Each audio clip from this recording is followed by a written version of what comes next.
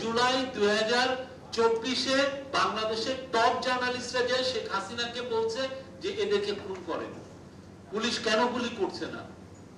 আপনি মানে যেগুলো রিপ্রেসিভ কান্ট্রিতে যে মডেলটাই ওই মডেলে ওনারা জানি নাই। ওনারা বলেছেন যে দেখেন বাংলাদেশের ডেমোক্রেসিটা কতটা থ্রাইভিং, যেখানে 10,000 ওয়েবসাইট আছে, 1100 দৈনিক পত্রিকা আছে, টিভি স্টেশন আছে 50টা, কতটা থ্রাইভিং। কিন্তু ওই যে তিনটা ওয়েতে তারা পুরো এই একটা থ্রাইভিং একটা মডেলকেও তারা কন্ট্রোল করছে এবং খুব ন্যাক্কারজনক ভাবে কন্ট্রোল করেছে। যারা যারা তাদের দাস ছিলেন, যারা তাদের জার্নালিজমটাকে ধারণ করতেন, এই তারা সবাই বেনিফিটেড হয়েছেন। আমরা দেখেছি কিছু কিছু জায়গায় পত্রিকায় রিপোর্ট এসছে কারো কারো অ্যাকাউন্টে 1000 কোটি টাকারও ট্রানজাকশন পাওয়া গেছে, চিন্তা করা যায় না। এবং যারা ইউনিয়নকে ওনারা দাস অনুগত বানিয়ে রেখেছেন, ইউনিয়নের টপ লিডারশিপ মানে হচ্ছে তার কোনো কাজ নাই, সে পূর্বাঞ্চলের প্লট বা উত্তরের প্লট এগুলো নিয়ে ব্যস্ত ছিলেন। অনেকে আরো বেশি, আমরা শুনেছি কেউ কেউ পাওয়ার প্ল্যান্টের একটা যাতে তার অনুগত সাংবাদিককে বিজনেস গ্রুপকে সেটা একটা পাওয়ার প্ল্যান্টের এগ্রিমেন্ট নিয়ে এসে দেন যাতে হি কাটে কমিশন, তার কমিশন যাতে খেতে পারেন। এই জার্নালিজমটা ছিল, এই জার্নালিজমটা একটা ভয়ানক রকমের ট্রাস্ট ডেফিসিট তৈরি করেছে।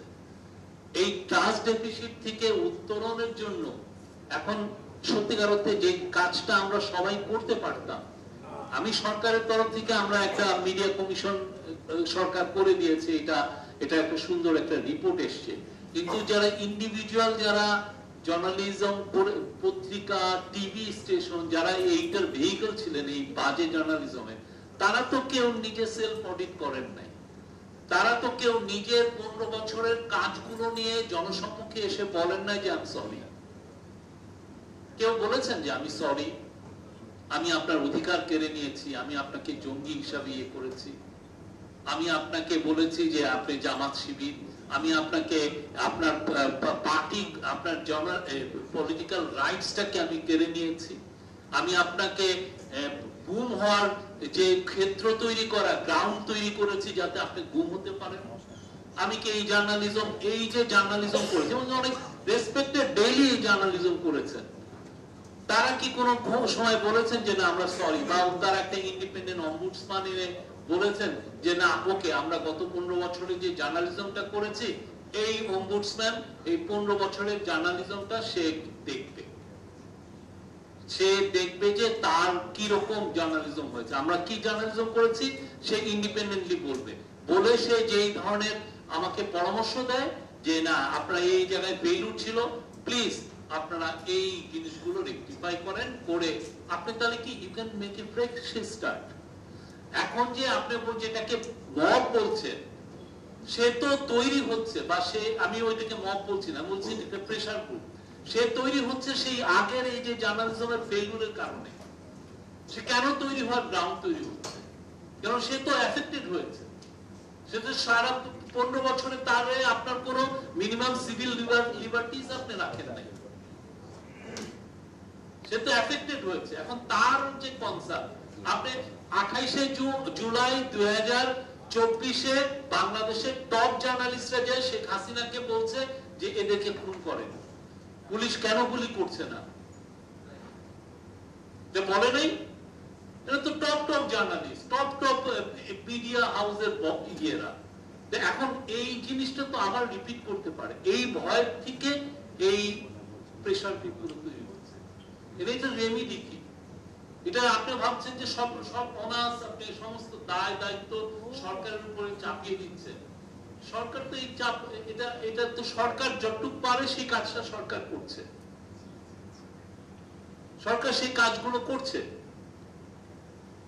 কিন্তু আপনারা যারা যারা এই পুরো এই যে ট্রাস্ট ডেফিসিট যেটা হলো, হ্যাঁ, সেই জায়গাগুলো যারা যারা কন্ট্রিবিউট করেছেন তারা কেউ কিন্তু ওই কথাটা বলছেন না। তারা বলছেন যে এটা বিজনেস অ্যাজ ইউজুয়াল, পুরো দেশে যে এটা সরিয়ে ফেলো, নতুন আমরা আবার শুরু করব, আবার নতুন পলিটিক্যাল গভর্নমেন্ট আসছে, তাকে সামনে রেখে তারা তাদের আবার গুটিগুলো সাজাচ্ছে কিভাবে ওনারা এটা করবে। এতে বাংলাদেশের জার্নালিজমের কোনো ধরনের কোনো উত্তরণ হবে না। আপনারা যারা ভাবছেন, এবং আমি কেউ যদি বলেন যে বাংলাদেশের স্বাধীনতা নাই, একদম ফালতু কথা। বাংলাদেশের জার্নালিজম এত ফ্রিডম আছে, আমি বলবো যে উন্নত বিশ্বেও এই ফ্রিডমটা নাই। কেন নাই? আপনি এসে যেটা ইদানিং যেটা হচ্ছে, মানুষ নিউজ কনজিউম করছে হচ্ছে ইয়ের মাধ্যমে, ভিডিওর মাধ্যমে। মানুষ নিউজ কম পড়ছে। গ্রামে আপনি যে দেখেন, আপনি এই যে দোকানের সামনে 4-5 জন বসে একটা ছোট ভিডিওর মাধ্যমে নিউজ কনজিউম করছে, এবং এই কনজিউমের যারা নিউজ কনজিউম যারা করছে, তারা যারা ভিডিও যারা দেখছে, এই ভিডিওগুলোর বেশিরভাগই লেজি জার্নালিজমে ভরা, মিথ্যায় ভরপুর। সারাদিন ধরে কিছু কিছু টক শোতে এরা মিথ্যা কথা বলছে। না না না, সাংবাদিকতা এখানে আপনি অপসাংবাদিকতা হলেও এক ধরনের সাংবাদিকতা, সে এটা করছে। এটা করার ফলে আপনি তো মানুষ পত্রিকা পড়ছে না, তো কয়জন পত্রিকা পড়ে? আপনার প্রাইমারি ইউএসএ দেখেন না, সোশ্যাল মিডিয়া এখন biggest source of news consumption. বাংলাদেশেও এটা হচ্ছে, মানুষ ওইটা নিচ্ছে। এটাকে আপনি কিভাবে মনিটর করবেন? আমার নামে যাতা বলতেছে, আমাদের অ্যাডভাইজারদের নামে যাতা লিখতেছে। নোংরামির তো একটা সীমা আছে, কিন্তু এটা হচ্ছে। আমি যদি বলি যে না, আপনি এই কাজটা করছেন, এটা অন্যায়, আপনি আমার নামে 40 মিনিটের একটা ভিডিও বানিয়েছেন, তার মধ্যে 320টা মিথ্যা আছে। আপনি বলুন যে আমি আই ফিল ইন্টিমিডেটেড, আমার উপর প্রেসার হচ্ছে, গভর্নমেন্ট আমাকে টার্গেট করেছে, তখন আপনি আমাকে কাট করে, আমি আমার কথাটা বলবো, আপনি আমাকে কাট করে করে দিবেন। ফলে আপনি যেটা বলছেন যে জার্নালিস্ট প্রোটেকশন অর্ডিন্যান্স, আমরা মনে করি এটা দরকার আছে। এট দ্য সেম টাইম আপনার অপসাংবাদিকতার দ্বারা যারা ক্ষতিগ্রস্ত হচ্ছে, তাকে আপনি কিভাবে প্রোটেকশন দিবেন? তার প্রোটেকশনটাও তো আপনার চিন্তা করা উচিত। একটা সেক্রেটারির নামে এমন একটা মিথ্যা নিউজ দিল, এই নিউজটা তো সেলফ লাইফ ইটারনাল। 100 বছর ধরে এই নিউজ, উনি যখন ওনার ছেলে, ওনার নাতি, যখনই ওনারা গুগলে সার্চ করবে, দেখবে যে এই নিউজটা আসছে যে উনি এইটা মিথ্যা, তার নামে। এখন ওনাকে আপনি রেমিডি দিবেন না?